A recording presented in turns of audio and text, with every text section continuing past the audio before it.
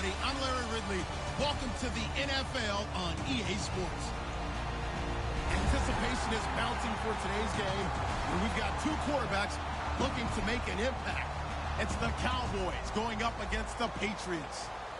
So let's get you up to Foxborough as we check in with our commentators, Brandon Godden and Charles Davis. All right, Larry, thanks. EA Sports coverage of the NFL brings us to Gillette Stadium in Foxborough, Mass. Coming up, we've got what should prove to be a good one between the Dallas Cowboys and the New England Patriots.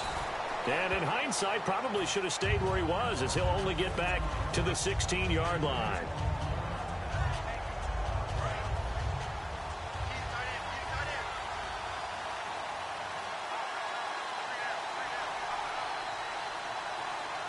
They come out here in the eye.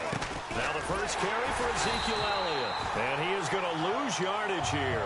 And since Chris Long made that tackle, need to get the quote in that he had the other day. So good. They asked him what he thought it would be like to play in his first Super Bowl. He said, well, the AFC Championship game was a 12 on a 1 to 10 scale, so I can't even calculate the Super Bowl. Well, think about his motivation. He wants a ring, as his father got, Howie, with the Raiders.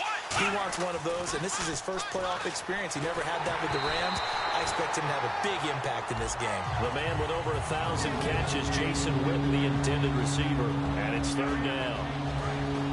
Okay, starting lineup time offensively, Charles, for the Dallas Cowboys. And how about them at number 4 in the 2016 draft? Big needs on the defensive line. And they throw across his body, and it's intercepted. Picked off by Patrick Chung. And they are going to set up shop at the 32-yard line. Certainly not how they envisioned ending their opening drive here in the first quarter. Too many ones in this play. First quarter, first drive, first interception thrown. And that last one, that hurts. And a great spot to start this drive from here. So after the INT, it's Brady. Got a man complete. It's Chris Hogan. Well, we know Brady relies so much on Julian Edelman, about 10 targets per game this year. But Chris Hogan obviously came to life against the Steelers. Well, he did before that, but he can have an impact, too, in this Super Bowl. He certainly can, and that's the beauty of Tom Brady playing quarterback. If you find your way open, he will find you. So I think Chris Hogan could have an impact on the game. Martellus Bennett at tight end could have an impact. Danny Amendola from the slot position could have an impact. And, of course, throwing to the backs, James White and Deion Lewis. So, Tom Brady, if you're open, he will definitely find you. And now a fumble. Brady loses the football. On plays like this where the ball comes free, it's often unusual for the team that lost it to get it back. Because this is the quarterback. The ball gets away from him. Everyone else is trying to execute what they're supposed to do on offense. They're usually looking in the other direction, downfield, or have moved away from him. In this case, though, the teammate is able to come up with the ball. And he doesn't quite make it. They do stop him, but he gets it all the way down to the 1. Almost not fair. The big guy running the corner route, being able to lean and push and get to where he wants. So how do you stop him? A lot of times you want to have a linebacker on him, a bigger body guy who can handle him physically. But a lot of times that doesn't work as well because his quickness often wins the route. Brady. And that's caught by Bennett. Touchdown, Patriots. Martellus Bennett from a yard out. And the Pats have taken the early lead. And he is a reliable target. They like to get him involved. They got him involved there for the score. And they should. He's a very good player. Remember, they can use him in certain positions, so many different spots, and he usually comes through for them. Okay, they went for the fake off of the extra point attempt. It's a long way to go, and they didn't get there. Didn't get it completed successfully. Did someone dare them to do that?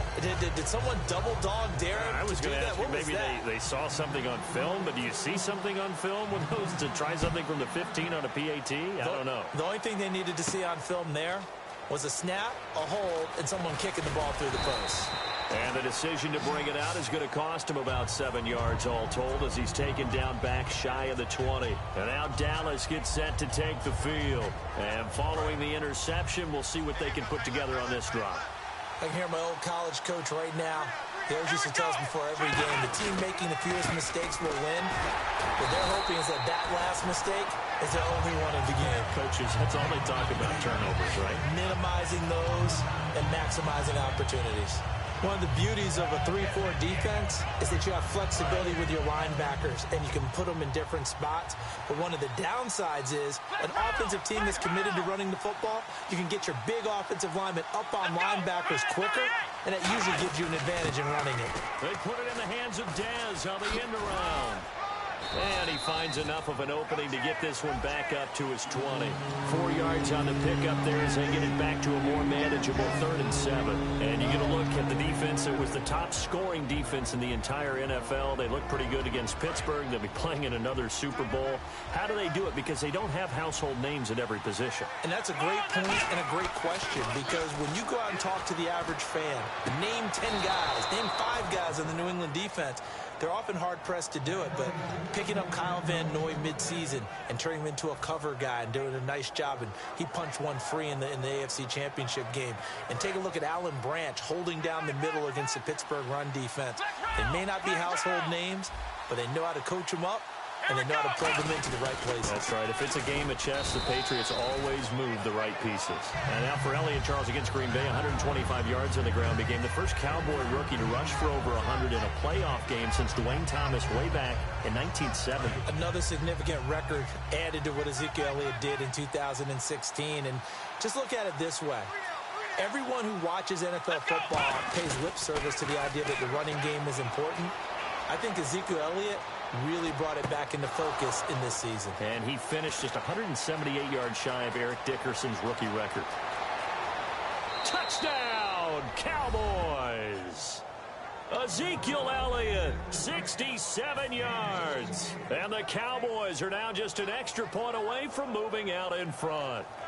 Well, he's used to running it that distance. Here he had to catch it, too, before making the run. Heck of a play for the score. There's not many things better for an offense than a back who is a complete guy who can run it and catch it. And we just saw him complete a big-time play for a touchdown. Bailey now to kick it away after the touchdown. That's fielded in the end zone.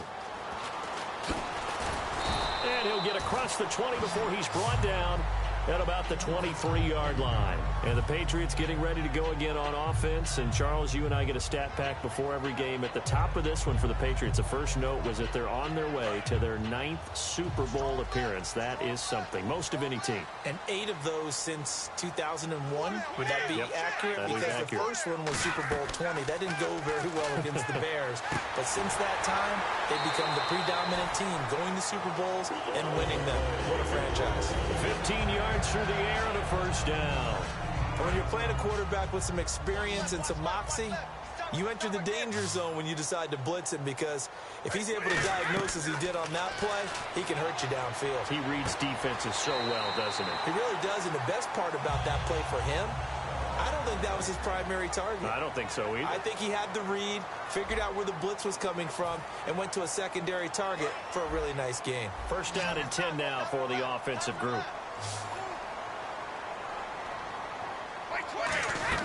Throwing on first down is Brady. Oh, he can't hang on. That was a dream chance for any D lineman to possibly get a pick. But instead it falls down incomplete. Second down now after the incompletion. Now Brady again. The throw left side complete to Hogan. 8 yards on the completion, but now they face third down. An ex-teammate used to tell me all the time, I hate experienced quarterbacks, because no matter what, you really can't hide what you're doing. And I think that right there, he knew right away where the blitz was coming from, where his primary guy was going to be, and he ended up going to a secondary target for a nice game. I was just going to ask you, that wasn't the primary target, and he's so good at that, isn't he? I think he knew right away that he wasn't going to get to his primary guy. I think he read that as soon as he got to the line of scrimmage, knew where the pressure was going to come from, and said, I know how to beat that, and that's what he did. Here's Brady into double coverage, and it's intercepted. Picked off by the linebacker, Sean Lee.